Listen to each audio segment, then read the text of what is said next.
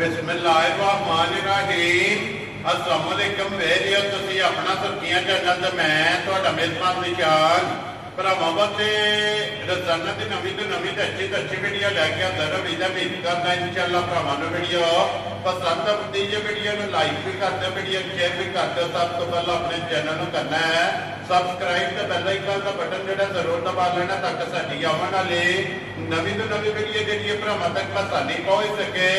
Video जी बनाने लगे video इस तरह है भाई ठेकेदार आसफ की वीडियो अगे भी वीडियो जोड़ा ना ये तुम देखते हो कि इन्होंने वीडियो जी है ना अपलोड होती है। बाकी वीडियो का एड्रैस है कि जिला तहसील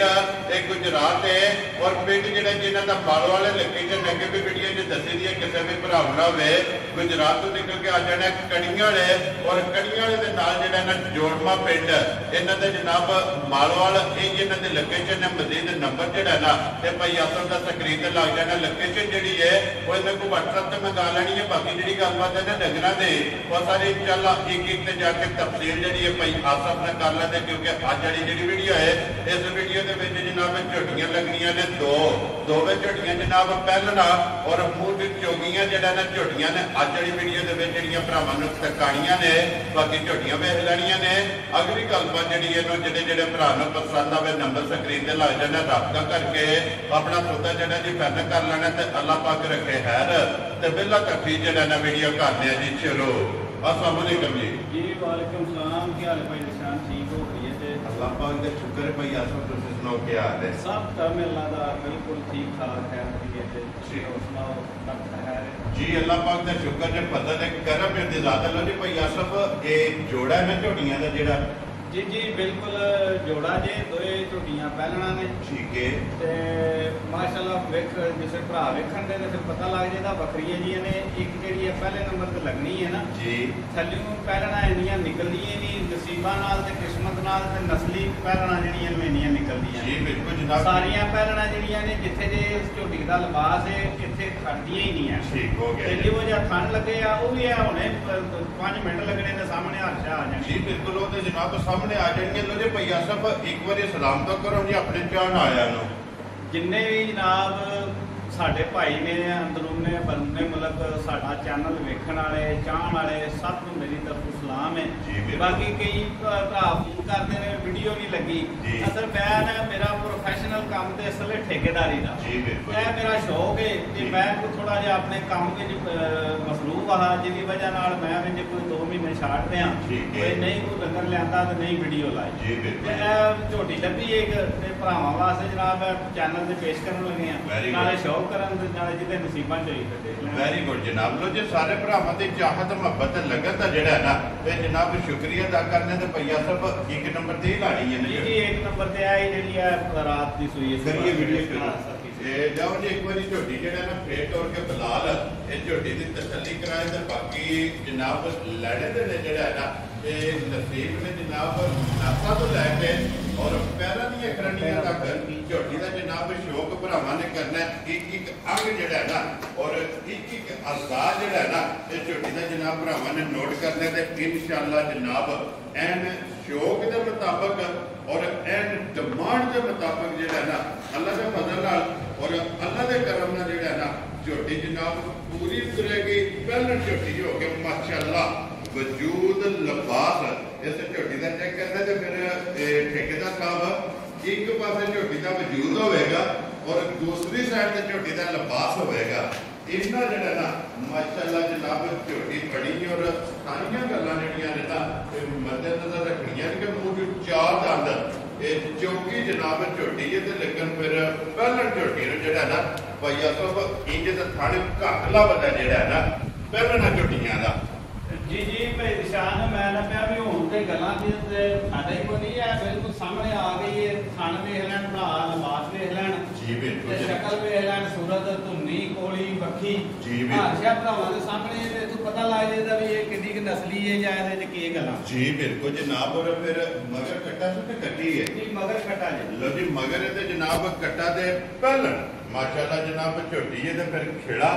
लिबास ये बिलाल पे जनाब झोटी का विखांदा तो बिलाल एक बार इतने पुड़े जड़े ने ना ये झोटी के जनाब विखाने ने कि ये पुड़े नहीं चुके हैं झोटी ने जोर कट गई है ना जी जी बिल्कुल जोर बिल्कुल पा के ये थाने दे विच 4-4 धारा मार के थाने जेडे ने पास कर ले ने कुछ समाज चेक कर लिया कट्टे नु थोड़ा चंगाया बाकी मैं कोई शय नहीं कोई मैं पूरा मारा मैं जी इन्हू तो 4 से पे हो लिया या 6 से पे हो लिया ठीक है कोई आया लचोण वाली वेरी गुड जनाब देखो जी सुंब अपने थण जेडे ने ना ये जनाब पास कर ले ने क्योंकि जोर 2 सूबे जेड़ा है ना इस झोटी दे मुकम्मल हो गए ने पहला जा और दूसरा जोर ये जनाब दोवें सूबे मुकम्मल हो गए ने माशाल्लाह जोर साढ़े के झोटी साफ हो गई है और पहली चुवाई जेड़ा है ना इस झोटी की जनाब ये करनी है वो किसी भी भरा पूछना होया जनाब भाई आसर को फोन करके पूछ लेना कि पहली चुवाई जी घोड़ी है ना ये झोटी की जनाब किन्नी चुई है फिर लिबास झोटी का चेक करना कि लाल सुरख जिहड़ा है ना माशाल्लाह जनाब झोटी का लिबास होगा और वजूद जिड्डा जिहड़ा है ना ये झोटी को माशाल्लाह पहलन को जनाब लिबास बरीक लत्त होगी वांगार खुर घोल बन गए फिर पयासा पर जी चुवाई पास की है जिस तरह थाने इंज चुवाई है ना इंशाल्लाह अल्लाह दे फजल नाल पहले ते गल शिकारी सारे समझदे ने कि यह जेड़ा थान लग्या हुंदा है इसदी चुवाई गलत हुंदी ही नहीं जी बिल्कुल जनाब फिर भी जेडी है मैं मतलब तसल्ली देना मैं चेक कर लिया कि जिस तरह थान लग्या एडा एडा मोटा ही चुवा माशाल्लाह जनाब मोटी ते गोल और जनाब चुवाई होगी फिर झोटी चेक करनी कि अगली साइड तो नीवी है और पिछली साइड तो जनाब हड्डी चेक करनी है झोटी की खड़ी माशाल्लाह ये जनाब कुहाड़े वाली जड़ा है ना ये झोटी की जनाब हड्डी है और बरीक पुथी और छोटी जड़ा है ना ये झोटी की माशाल्लाह ये पुथी लो जी जिन्ने भी भरा पहलना झोटियां से जनाब डिमांड करते हैं ना झोटी पहलन का भरावां ने शौक करना अगली गल जनाब मेरे अल्लाह को जो भरा के नसीबा में होई ना उन्हें जनाब झोटी लै जानी है फिर झोटी का थण गाड़ी का और पछाड़ी का माशाल्लाह जनाब जुरत वाला झोटी में जनाब थण लगे है रुग रुग का जड़ा है ना ये झोटी में जनाब थण लगे जी ये भैया साहब हुण बिस्मिल्लाह पढ़ो जनाब किसी भरा पसंद आवे ना ये लालच जान झोटी फुल एंड फाइनल अपनी जायज रोजी रख के गिफ्ट समझ के जड़ा ना किन्ने की झोटी जनाब ने दे रही भाई निशान मैं अगे भी शार्ट ही मुल करना है मैं कदे ज्यादा गल्लां नहीं कीतियां ना मनदियां ने जी बिल्कुल जनाब झोटी इत्थे कोई बंदा आके देखे ठीक है फिर ओदी गल समझ आवे दी कई बारी ना डंगर दा वीडियो ते पता नहीं लगता जी ठीक है पता नहीं है कि या किस तरह दा होवेगा या दी नस्लदार ठीक है पर फिर भी काफी जेडे बंदे शिकारी ने वो ठीक मतलब समझदे ने जी ठीक है जिस भरा नूं पसंद आई शार्ट जा मुल है ना 7.5 ना 7 ना ही 6.5 खुश रहो बाबा तेरा 6,10,000 रुपया झोटी का यार आदियां तेरे तो जिस भरा नूं पसंद आवे इधर मुड़ो जी एक बारी पिछड़ा जेड़ा ना झोटी तो 6 लाख और 10,000 रुपये की जनाब झोटी की डिमांड है और आए बंदे दे कदर प्यार मोहब्बत जेड़ा है ना ये जरूर होगा जनाब बखी धुंधी कोली ये जनाब झोटी की चेक कर लेनी और फिर पहलन झोटी ये जनाब डब्बी च पा के जेड़ा है ना ये झोटी माशाल्लाह ये रखने वाली है अखां चंगियां ने माशाल्लाह लिबास चंगा है वजूद चंगा है मक्खी धुंधी कोली का जेड़ा है ना ये झोटी में जनाब निशान छोटी छोटी माशाल्लाह ये झोटी में जनाब